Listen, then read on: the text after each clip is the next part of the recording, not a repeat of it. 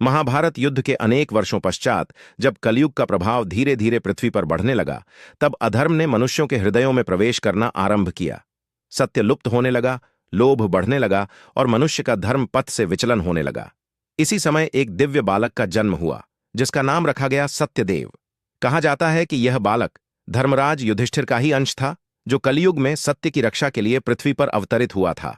विक्रम संवत 1205 के भाद्रपद मास में अयोध्या के समीप सत्यपुर नामक नगर में राजा विरक्तसेन और रानी सुधा के यहां इस दिव्य बालक का जन्म हुआ।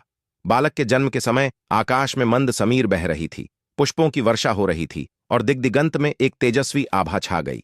राजपुरोहित ने बालक के ज्योतिषीय लक्षण देखे और कहा, हे राजन, यह बालक सत्य का अवतार है। इसके जीवन में कभी असत्य टिक नहीं सकेगा।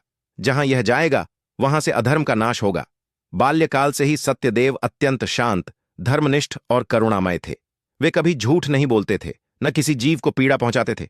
एक दिन जब वे 8 वर्ष के थे तो राजमहल में एक बहुमूल्य रत्न खो गया। मंत्रीगण और सैनिक सब खोज में लग गए। अंततः शक हुआ कि यह रत्न किसी सेवक ने चुरा लिया होगा। राजा ने क्रोध में कहा, जो अपराधी निकलेगा उसे दंड दिया जाएगा। सैनिकों ने बालक सत्यदेव से भी प्रश्न किया, राजकुमार, क्या आपने देखा कि किसने रत्न लिया?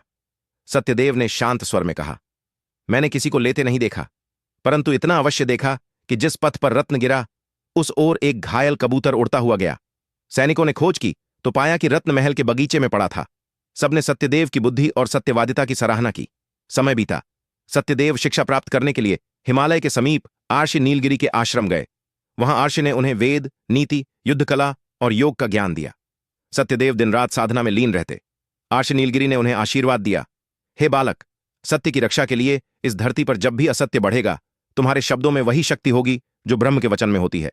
एक दिन गुरु ने सत्यदेव से कहा, बेटा, अब समय आ गया है कि तुम सत्यपुर लौटो। वहां अधर्म का साम्राज्य फैल रहा है। तुम्हारे पिता विरक्तसेन अब वृद्ध हो चुके हैं और राज्य के मंत्री लोभ में अंधे हो गए हैं। सत्यदेव ने गुरु को प्रणाम किया और लौट पड़े। किंतु जब वे नगर पहुंचे तो देखा कि उनके पिता को बंदी बना लिया गया है और सिंहासन पर मंत्री दूषण बैठा है। दूषण अत्यंत चालाक और क्रूर था। उसने झूठे दस्तावेज बनवाकर स्वयं को राजा घोषित कर दिया था। सत्य और असत्य का पहला युद्ध। मंत्री, यह अन्याय है। सत्य की भूमि पर असत्य का शासन नहीं चल सकता। सत्य केवल एक शब्द है राजकुमार। इस युग में झूठ ही राज्य चलाता है। तो फिर आज से झूठ का अंत प्रारंभ होगा। इसके बाद दोनों में युद्ध हुआ। दूषण के पास शक्तिशाली सैनिक और जादूगर थे, किंतु सत्यदेव के पास धर्म की शक्ति थी। वे अपने धनुष सत्य धनु से बाण चलाते और हर बाण से झूठी शक्ति नष्ट होती जाती। अंततः दूषण भागकर मायागढ़ नामक नगर में छिप गया। मायागढ़ की परीक्षा मायागढ़ वह नगर था जहां कलयुग स्वयं छिपकर वास कर रहा था। वहां के लोग छल, जुआ, मदिरा और पाप में लिप्त थे।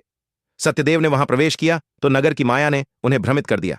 सब कुछ सोने का प्रतीत हुआ, सुंदर स्त्रियां, मधुर संगीत, विलास, परंतु सब असत्य था। सत्यदेव ने मन में संकल्प किया, मैं सत्य का साधक हूं। असत्य चाहे कितना भी आकर्षक हो, मैं विचलित नहीं होऊंगा। तभी कलयुग स्वयं ब्राह्मण के रूप में प्रकट हुआ और